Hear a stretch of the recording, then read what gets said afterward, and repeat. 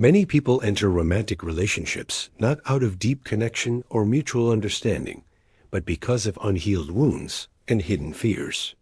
Beneath the surface of affection and attention lies a complex web of emotional needs, subconscious expectations, and attempts to escape personal emptiness. Relationships, in this sense, often become more about survival than genuine intimacy. They serve as emotional shelters where people try to shield themselves from their own loneliness, insecurities, and unresolved pain. It is common to confuse emotional dependency with love. When someone is emotionally underdeveloped or carrying traumas from the past, they often seek another person to fulfill roles that go far beyond companionship. They search for a parent figure, a savior, or someone to numb their internal chaos. This creates a relationship dynamic where one or both parties rely heavily on the other, not for mutual growth, but for emotional anesthesia that we have been culturally conditioned to romanticize this kind of entanglement. Movies, songs, and literature often depict love as something that consumes, something we can't live without. Phrases like, "You complete me," or "I can't live without you," are widely accepted as expressions of affection, but they often mask a deeper truth, the fear of being alone with ourselves. When we cannot face our own solitude, we search for someone to distract us from it. These types of relationships, although emotionally intense, are fragile. They are based on illusions, images we've projected onto others, not who they truly are. We don't love the person. We love the comfort they bring or the way they momentarily silence our inner discomfort. This form of love is conditional. It demands that the other remain the same, always available, and consistently soothing.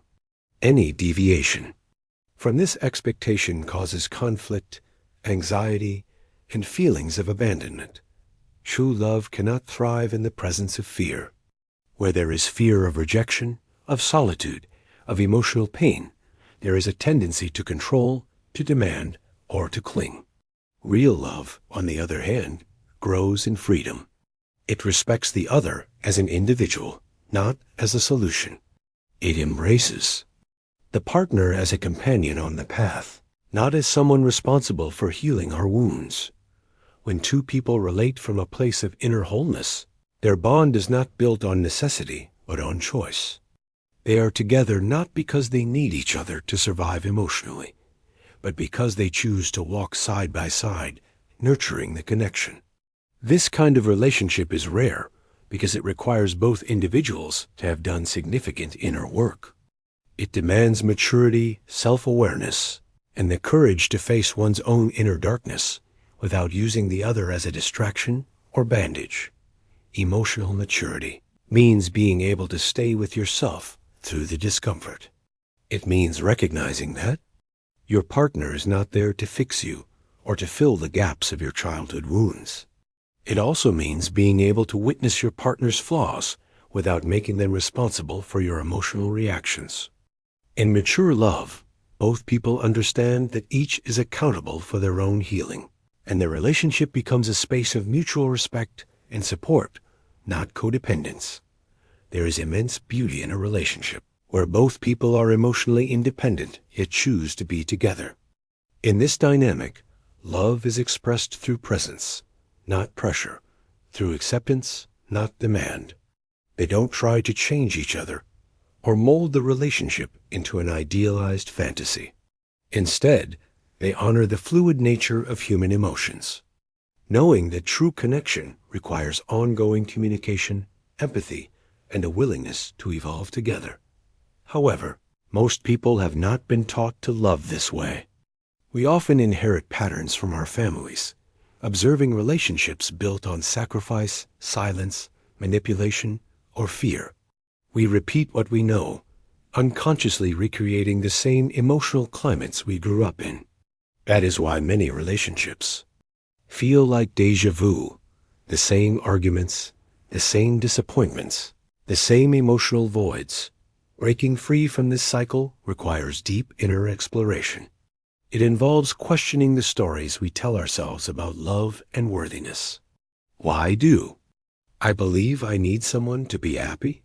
Why do I panic at the thought of being alone? Why do I keep attracting unavailable or emotionally distant partners? These questions are not easy, and their answers are not always pleasant. But they are essential if we want to stop living on emotional autopilot, the journey toward emotional freedom is not about becoming detached or refusing to love. On the contrary, it's about learning to love from a place of fullness rather than desperation. It's about recognizing that your worth does not depend on someone else's presence, approval, or affection. When you reach that point, relationships stop being about completing each other and start being about sharing life consciously. One of the most powerful realizations on this path is understanding that your partner is not responsible for your happiness. They can support you, inspire you, and walk beside you, but they cannot fix the broken parts of you. Only you can do that. Expecting someone else to fill those voids creates an unbearable weight in the relationship, one that often leads to resentment, disappointment, or emotional burnout. It is common to see people clinging to relationships that no longer serve them, simply because they fear the emptiness that comes with separation. They prefer the pain of staying to the terror of confronting themselves in solitude. But staying in a relationship out of fear is not an act of love. It is an act of avoidance. Love is expansive, not restrictive. It invites growth, not paralysis. When we remain in dynamics that suffocate our spirit, we betray our own essence. Many confuse attachment with connection. Attachment is often based on neediness, whereas connection is born from presence. In attachment, we hold on tightly, fearing loss. In connection, we remain open, trusting the bond. One imprisons, the other liberates. When you begin to see the difference, your relationships transform. You stop needing to possess and start learning to appreciate. There's a quiet dignity in choosing to be alone rather than settling for a relationship that compromises your peace. Solitude can be a powerful teacher. It reveals the parts of you that have been silenced by noise, hidden beneath roles, or neglected through external distraction. Alone, you hear your real voice. You reconnect with your essence. You remember who you were before you learned to seek validation through others. From this place of self-awareness, love becomes a conscious choice, not a desperate escape. You no longer look for someone to make you feel whole. You already are. You want to share, not to extract. You offer rather than demand. And in that space, you attract partners who resonate with your truth, not with your unhealed wounds. It's important to acknowledge that this journey isn't linear. There will be setbacks. You might fall into old patterns, chase unavailable people, or forget your own value. That's part of the process. Growth isn't about perfection. It's about awareness. Every time you catch yourself repeating a cycle, you're already one step closer to breaking it. With compassion and patience, you unlearn the habits that once defined your relationships. In this process, boundaries become essential. Emotional maturity involves knowing when to say no, when to walk away, and when to stop trying to fix others. You realize that love without boundaries becomes sacrifice, and that sacrifice, when rooted in fear or obligation, leads to emotional depletion. You start to recognize that your energy is sacred, and it's not your job to save anyone from there. Own lessons. This kind of inner clarity changes everything. You stop romanticizing suffering in love. You let go of the belief that pain equals depth or that struggle proves devotion. Instead, you seek harmony, alignment, and mutual support. You no longer crave drama. You value peace. And peace becomes your new definition of love. When both partners operate from this inner space, the relationship becomes a ground for co-creation, not codependence. Each person brings their own light, and together they illuminate paths of shared growth. They support each other not out of need, but out of love.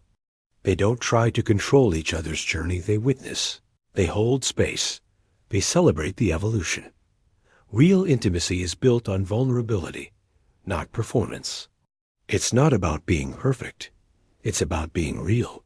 When you show up as you are flawed, evolving, whole, you invite your partner to do the same. In this authenticity, trust blossoms.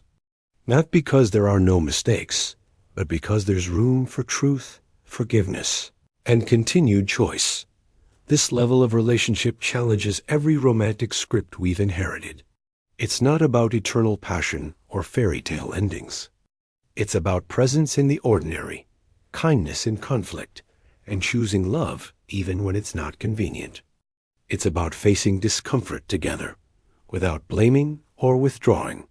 It's about knowing that love is not a feeling, it's a practice to reach this place. We must dismantle the inner narratives that tell us we are not enough alone. We must stop equating solitude with failure. Being alone doesn't mean being unloved. It means you are prioritizing integrity over illusion. It means you are learning to stand in your own truth, even if it means letting go of people who cannot. Meet you there. And when you do meet someone who sees you fully, who walks beside you without trying to mold you, it won't feel like fireworks. It will feel like peace. You will no longer question your worth or suppress your voice. You won't need to chase or prove. You will rest in the knowing that you are loved not for the mask you wear, but for the soul you bring. When we heal emotionally, we begin to love from abundance rather than from lack. We stop looking for relationships to fix our past or to give us the love we never received. Instead, we offer love as a gift, not a transaction. We no longer ask, will they complete me? But rather, can we grow together, support each other's truth, and walk as equals? This shift is subtle but radical, and it defines the difference between karmic entanglement and conscious love. Healing also teaches us to discern. Not every connection is meant to last. Some people arrive to mirror what still needs healing within us. Others come to remind us of our worth by showing us what we should never settle for again. And a few rare and precious resonate so deeply that they feel like a remembering. The goal is not to keep everyone, but to honor each encounter as sacred and temporary. Unless both souls choose to keep growing side by side, there's a kind of heartbreak that isn't cruel, but cleansing. It strips away illusions and forces us to look at the raw truth of our patterns. It breaks us open, not to destroy, but to awaken. In that pain, something ancient shifts. The child within us stops pleading. The adult within us rises and begins to parent that inner child with love, with structure, and with protection. From there, we stop repeating the same emotional loops disguised as love. And yet, even as we grow, we must remember to remain soft. Not everyone who hurt us meant harm. Many were operating from their own wounds, their own unconscious programming. Forgiveness becomes not about condoning, but about releasing ourselves from the weight of carrying pain that is no longer ours to hold. We free ourselves by refusing to let the past dictate how we open our hearts in the present. It is tempting, after pain, to shut down, to build walls instead of boundaries. But love, when real, asks for courage. Not recklessness, but courage. To stay open while being wise. To allow closeness without abandoning self. To trust, not blindly, but intentionally. Each time we dare to love again with this awareness, we reclaim a part of ourselves that once was lost in fear. Love is not found in grand gestures, but in the quiet moments, listening without needing to fix, holding space without trying to save, respecting silence as much as speech. It is in these subtleties that true connection forms. It's not the words that make someone feel safe. It's the consistency behind those words. It's the way someone shows up, even when it's hard, even when it's uncomfortable. That's where trust lives. There's an elegance in simplicity. The most profound relationships are often the least dramatic. They are grounded, not chaotic. They feel like coming home to yourself, not losing yourself in someone else. And in these spaces, love becomes a sanctuary, not a battlefield. You rest, not because everything is perfect, but because everything is honest. Emotional maturity also means accepting that love is not possession. The people we love are not ours to control. They are sovereign beings with their own timing, lessons, and path. Loving them means supporting their freedom, even when their journey doesn't include us the way we imagined. It means trusting that what's real will never require us to betray ourselves, to keep it. There may come a time when love requires letting go, not out of anger, but out of respect for them, for us, for the journey. Releasing someone with love is not failure. It's the ultimate form of trust. Trusting that the space we create will be filled by something aligned. Trusting that what is meant for us will find us without force or fear. Trusting that our wholeness is not dependent on anyone's presence. This depth of awareness transforms. Grief. We no longer grieve because someone left. We grieve because something meaningful ended. And we allow that grief without shame. We feel it fully, knowing it's not a weakness, but a testament to our capacity to love deeply.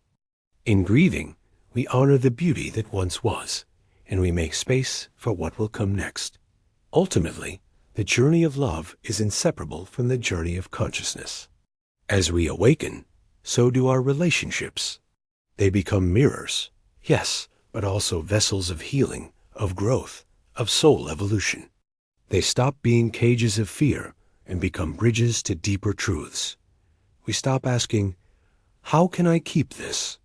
And begin asking, how can I nurture this with integrity and presence? The deeper we go into ourselves, the more we realize that love is not about being chosen. It's about choosing. Choosing ourselves every day in ways that are kind and clear. Choosing others from alignment, not anxiety. Choosing relationships that don't require us to shrink, silence, or sacrifice our truth. We begin to love differently, not out of habit or desperation, but with intention. We learn that the most meaningful connections are not the ones that give us butterflies, but the ones that give us peace. The ones that grow slow, steady, and sacred. The ones that challenge us without harming us. The ones that honor the soul, not just the ego. And in this new paradigm of love, we stop chasing. We stop proving. We stop begging. We rest. We rise. We open. And love finally finds us right where we are, as we are, in truth, in freedom, and in peace.